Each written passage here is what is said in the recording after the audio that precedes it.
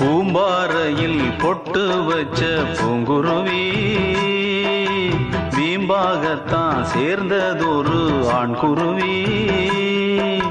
தன்னந்தனி ஆளா இவன் நின்னிருந்தா சாமி, இப்போ ரெண்டும் கெட்டு போனா இதுக்கு என்ன வழி காமி. தன்னந்தனி ஆளா இவன் நின்னிருந்தா சாமி, இப்போ ரெண்டும் கெட்டு போனா இதுக்கு என்ன வழி காமி. பூம்பாறையில் பொட்டு வச்ச பூங்குருவி வீம்பாகத்தான் சேர்ந்ததொரு ஆண்குருவி.